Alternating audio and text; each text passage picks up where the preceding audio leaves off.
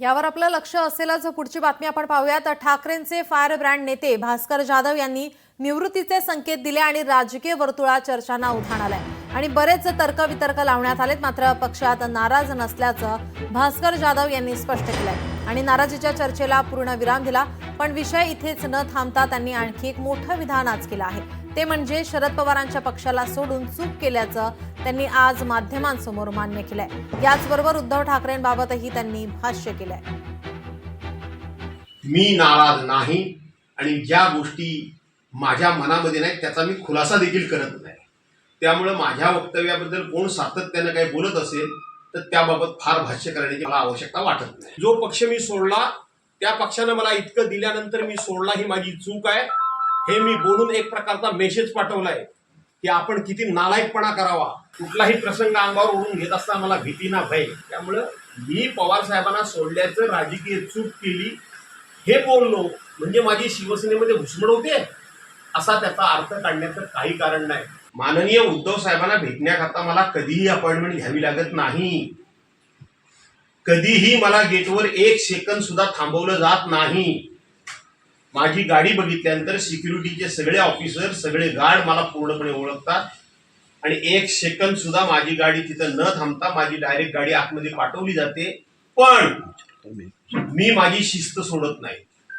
मी गेटवर उभा राहतो, मला चेक करा म्हणून सांगतो का तर माझ्या नेत्याची सुरक्षा मलाच महत्वाची आहे।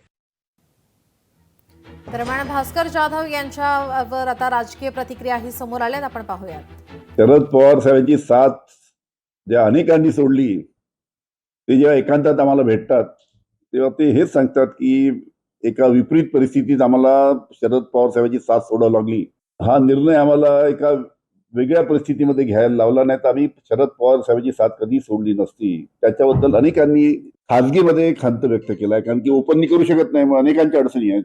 भास्कर जाधव साहेब आमच्या पक्षाचे अध्यक्ष होते, महाराष्ट्राचे अध्यक्ष होते आणि मी जे सांगितलं अशा पद्धतीच्या अनेक नेते जे आमच्यातले सोडून गेले, आमच्यापेक्षा ज्येष्ठ नेते अनेकांनी खासगीमध्ये याच प्रकारची भावना ते सर्व व्यक्त करतात। कोणालाही थोडा काही खंत असतेच मनामध्ये, कधी कधी होतं, त्यावेळेस ते सहज बोलून जातात। आतल्या वेदना ज्या काही असतात कधी प्रगट होतात। पण ठीक आहे, भास्कर जाधवांचा विषय त्यांच्या पक्षाचा विषय आहे। ते 8 वेळा आमदार आहेत, तर अनेक वर्ष झाले आम्ही सोबत काम करतो आहोत। एक आक्रमक लढवय्या नेता म्हणून त्यांची प्रतिमा आहे। कुठलीही तमा न बाळगता बिनधास्तपणे भिडणारा माणूस म्हणून आमचे जाधवजी आहेत, भास्करराव आहेत। तर त्यांच्यावर काही अन्याय झाल्याची भावना ते व्यक्त केली असतील तर त्यांनी त्यांच्या पक्षाकडे ती मांडावी असं सगळ्यांना वाटतं। लोकशाही मराठी ऐका, पहा, जागरूक रहा।